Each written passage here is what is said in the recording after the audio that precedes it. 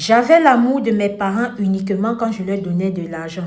Et ça pouvait durer juste 2 jours, maximum 3 jours. Passé de ces jours-là, je pouvais ressentir qu'on me mettait de nouveau à l'écart. J'avais des frères et sœurs, mais mes parents avaient plus une préférence pour eux que moi. Mon histoire d'aujourd'hui, c'est pour attirer l'attention de tous ceux qui ont été dans ma situation, de se sentir délaissés par leurs parents au profit de leurs frères et sœurs, et ainsi que des parents qui font des choix entre des enfants.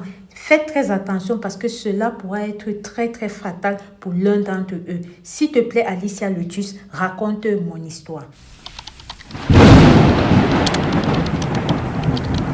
Je suis une jeune Ivoirienne et à l'époque des faits, j'étais dans ma vingtaine.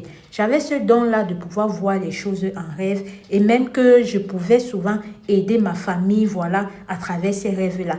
N'ayant pas reçu l'amour de mes parents parce qu'ils préféraient plus mes frères à moi, je me sentais toujours rejetée. Ce qui fait que à cause de mon don, ce que je vivais dans la nuit, ce que je voyais, j'avais peur de partir vers eux pour les expliquer et ceci a vraiment failli causer ma paix. Pourquoi est-ce que je dis failli? Restez très attentifs, vous allez comprendre le pourquoi. Alors, dans les multiples rêves que je faisais, j'avais pour habitude de me retrouver au milieu des personnalités publiques, des présidents, des artistes, bref, des gens vraiment très élevés de mon pays. Et parmi ces gens-là, il y a un musicien qui était très grand, qui était beaucoup célèbre dans mon pays, avec qui j'ai commencé à faire une relation. Rassurez-vous, on n'a pas fait l'amour dans mes rêves quand on se voyait et encore moins je n'avais pas mangé. Pendant 11 ans, j'ai rêvé de ce musicien jour pour jour.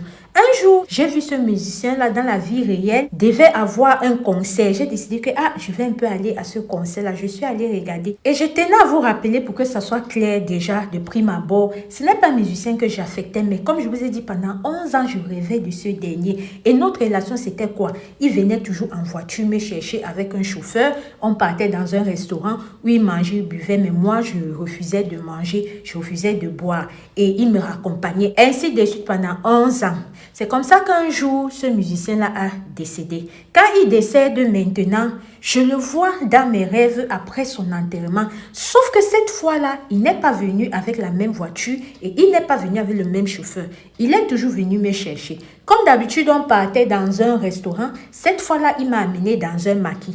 Quand nous sommes partis dans ce maquis-là, il a mangé, il a bu avec certaines personnes. Moi, j'ai refusé de manger, j'ai refusé de boire. Le moment de partir est venu. C'est comme ça qu'on est parti. On arrive au milieu d'un carrefour, un grand carrefour. Il y avait plusieurs allées qui partaient. Il m'a dit, OK, on va te déposer là. Toi, tu pars comme ça et moi, je pars comme ça. Je refuse que, moi, je pars comme ça. Comment? Nous sommes ensemble, je vais partir avec toi. Tout le temps, depuis 11 ans, tu es là, tu me laisses toujours. Moi, je veux partir avec toi. Le monsieur m'a fait comprendre que non, tu ne peux pas partir avec moi. Parce que où je pars là, tu n'as pas le droit d'entrer. Où je pars là, ce n'est pas ton heure de venir, tu ne peux pas partir. Voyant que j'insistais de partir avec lui, c'est comme ça qu'il s'est fâché, ouvrir la portière, me ramasser comme ça, me mettre dehors, réentrer et repartir avec ce nouveau chauffeur là que je vous ai dit que je ne connaissais pas. Je suis restée, ça m'a vraiment fait bizarre que mais c'est quoi que je vis depuis 11 ans comme ça, ne pouvant pas me confier à mes parents de par le climat que je vous ai expliqué. C'est comme ça que j'ai décidé d'en parler à une amie. Quand je parle à mon ami me dit que mais tu es né de quelle lumière? Tu es né de quelle saison?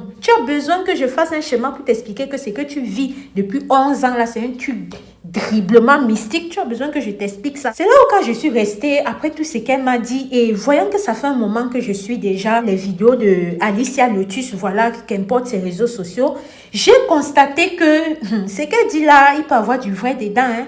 J'ai constaté que ce qu'elle dit là, ça peut être ça. C'est comme ça que j'ai décidé que je vais venir vous partager mon histoire parce que moi, j'ai constaté que c'est vrai, je ne mangeais pas dans les rêves. C'est vrai, lui et moi ne faisions pas.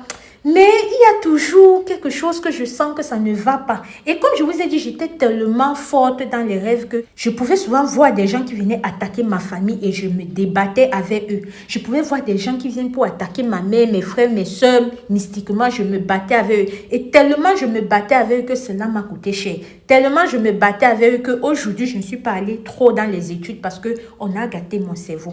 tellement je me battais avec eux que j'ai l'impression qu'aujourd'hui, là, ils ont pris beaucoup de moi. Parce qu'à chaque fois, ils me disaient que tu penses que tu es invincible, tu penses que tu peux toujours protéger ta famille, on te demande de t'allier avec nous, leur faire du sale, tu ne veux pas, tu penses que tu vas tenir jusqu'à quand? Si c'est que tu nous empêches, on va te mettre à terre pour continuer. J'ai l'impression qu'ils m'ont mis à terre et j'ai besoin de votre aide. J'ai besoin que vous me dites comment est-ce que je peux faire des prières, qui est-ce que je peux voir. Laissez tous vos commentaires en bas de cette vidéo, je les lirai, qu'importe le réseau social, que ce soit TikTok, Facebook ou YouTube, Alicia Lotus, qu'importe, je vais passer là-bas et lire tous vos commentaires. Sincèrement, j'ai besoin de vous. Le manque d'amour des parents peuvent amener certains enfants à faire certaines choses par peur de parler à leurs parents. Peut-être si moi j'avais parlé de ça, mes parents, si on avait une bonne relation, peut-être je n'aurais pas eu toutes ces séquelles que je vous ai expliquées que j'ai eues. Vraiment, j'espère que mon histoire va servir de leçon à plus d'entre eux. Shalom. Alors la famille, voilà l'histoire de la sœur. Vraiment, s'il vous plaît, elle a besoin de votre aide, que vous lui dites comment est-ce qu'elle peut faire. Si c'est la prière, comment est-ce qu'elle peut diriger sa prière et tout. Parce que oui, c'est une très belle sœur. Oh,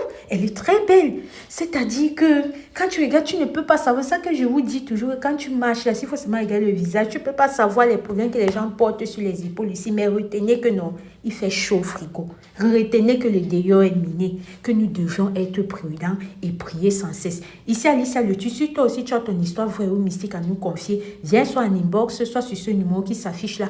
Ensemble, on va se mettre d'accord sur comment est-ce que je présente ton histoire. 10 minutes minimum, 15 minutes maximum, tu me l'envoies pour que je puisse retenir et retranscrire tout cela sans pouvoir oublier certaines parties. Si tu as ton cas social, tu m'écris, on va se mettre d'accord. Il faudrait que je confirme d'abord que tu es vraiment dans le besoin parce qu'on ne veut pas ici que les gens donnent leur argent aux gens qui sont assis pour dormir pendant qu'ils courent. Je ne suis pas dans ça. Je ne suis pas partisan de récolter sans faire l'effort. Je ne suis pas dans ça. Donc, ici Alicia Lotus, on se dit à très bientôt pour une prochaine vidéo. Shalom à mon tout. Merci de m'avoir écouté.